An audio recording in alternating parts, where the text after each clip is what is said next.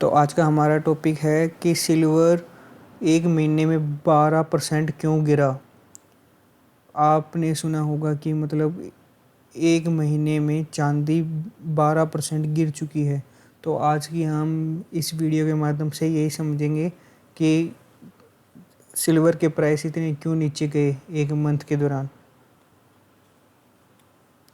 Correction का कारण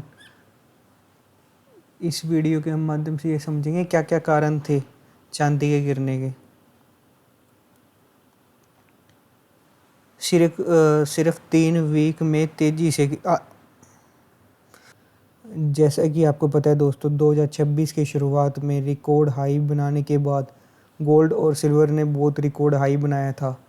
अब आप देख सकते हैं सिल्वर में एक शार्प करेक्शन देखा गया है। सिर्फ 3 वीक में सिल्वर के प्राइस तेज़ी से नीचे ड्रॉप हुए हैं।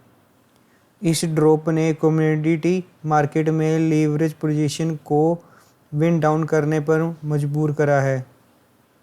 लेकिन जो लॉन्ग टर्म इन्वेस्टमेंट है उसके फंडामेंटल अभी भी ठीक है, तो उन पे ज़्यादा फ़र्क नहीं पड़ता है। लॉन्ग टर्म पे तो वैसे भी फ़र्क पड़ता भी नहीं है अगर ऐसी करेक्शन आ भी जाती है तो भी। तो जो पहला रीज़न था वो था स्ट्रॉन्ग यूएस डॉलर इंडेक्स। तो आप देख सकते हैं अराउंड 13 मंथ पीक पे यूएस डॉलर इंडेक्स चल रहा है, लगभग 101 तक बढ़ गया, क्योंकि यूएस की इकोनॉमी अभी भी स्ट्रॉन्ग परफॉर्म कर रही है।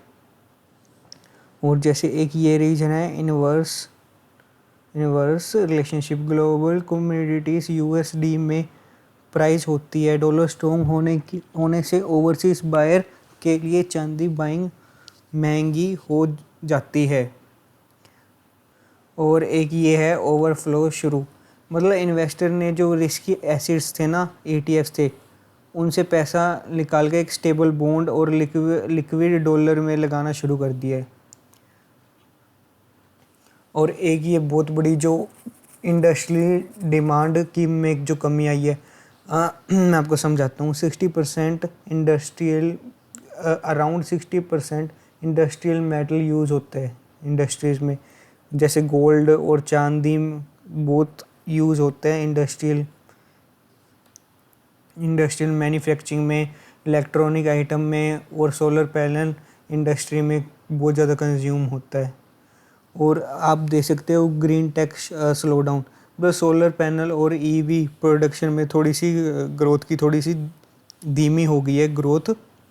तो इसके वजह से भी सिल्वर पर बहुत फ़र्क पड़ा है, नेगेटिव हो गई है थोड़ी सी। और जैसे जो चाइना में मैन्युफैक्चरिंग शट डाउन हो गई है कुछ, तो दुनिया का जो सबसे बड़ा मैन्युफैक्चरिंग हब है वो चाइना है। और उसमें अगर ग्रोथ में उसकी अगर कमी आएगी तो ऑब्वियस ही बात है, तो सिल्वर की में भी कमी आएगी, क्योंकि इंडस्ट्रियल में सबसे ज़्यादा यूज़ होता सिल्वर ही है। जैसे EVs की बैटरी हो गई, EVs की बैटरी लगा लो और सोलर पैनल लगा लो, सोलर पावर, सोलर पैनल, और बहुत बहुत यूज़ है सिल्वर का। और जो एक ये पॉइंट ये है market technical pressure, profit booking. मैं आपको समझाता हूँ कि प्रॉफिट बुकिंग क्या।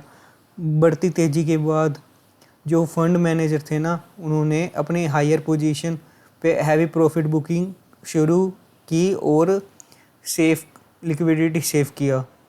मतलब वो अपना प्रॉफिट निकाल के चल गए है, उनको पता लग गया कि बस इतना ही है मार्केट का, अब वो आगे चल गए है, मतलब उन्होंने अपनी प्रॉफिट बुक कर ली है।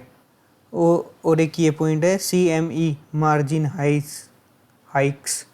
CME एक्सचेंज ने सिल्वर ट्रांजैक्शन के मार्जिन बढ़ा दिए है। हाई ट्रेडिंग कॉस्ट की वजह से बायर्स को पोजीशन बंद करनी पड़ी। एक ये बहुत है अच्छा पॉइंट है। और एक ये जियो पॉलिटिकल जो क्राइसिस हो रहे हैं मिडल ईस्ट में, जो वॉर वगैरह चल रही है, उसमें टेम्परेरी सीज फायर होने की वजह से मतलब लोग अब रिस्की, तो लोगों का अब रिस्की प्रीमियम कम होते हुए प्राइस क्रैश हुआ। तो जैसे ही सीज फायर का अनाउंस हुआ तो मतलब सेफ हैवी डिमांड कम हो गई, मतलब एक सेफेस्ट इन्वेस्टमेंट में आता है ना सिल्वर और गोल्ड, तो उनकी डिमांड कम हो गई, लोग डॉलर में इन्वेस्ट करने लग गए और बाकी चीज़ों के अंदर इन्वेस्ट करने लग गए। जैसे ही मतलब उनकी डिमांड कम हुई तो आप देख सकते हो एक ये ग्राफ है जो आपको बताएगा कि मतलब कितना करेक्शन आया सिल्वर के बीच में। ये देख सकते हो पीक जोन ये था महीने पहले या फिर आप देख सकते हो 2026 के स्टार्टिंग में कितना पीक पे गया था मेटल्स का प्राइस। ये धीरे धीरे अब यहाँ पे आ चुका है, सपोर्टिंग जोन यहाँ पर आ चुका है आराम से। और एक्सपर्ट की क्या ओपिनियन है, अब मैंने ये तो बता दिया आपको कि मतलब ये सिल्वर के प्राइस नीचे क्यों जा रहे हैं और क्यों जा रहे हैं और मतलब क्या रीज़न है। तो एक मेरी ओपिनियन भी ले लो एक्सपर्ट की। ऐसे तो मैं एक्सपर्ट नहीं हूँ पर फिर भी एक ओपिनियन तो है ही है। जो बुल मार्केट में बीच में ना ये ऐसे करेक्शन आते रहते हैं, आम बात है, करेक्शन आएंगे, अब मार्केट अप भी जाएगी डाउन भी जाएगी, तो इससे लॉन्ग टर्म इन्वेस्टमेंट को कोई असर नहीं पड़ता।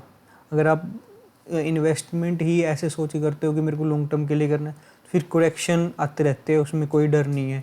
आज मार्केट नीचे है तो कल अप हो जाएगी, तो इसमें कोई टेंशन लेने की बात नहीं है। बस अपनी इन्वेस्टमेंट जारी रखो और रिसर्च वगैरह करते रहो और अपनी रिसर्च पूरी रखो और कम रिस्की वाले स्टॉक्स बाय करो।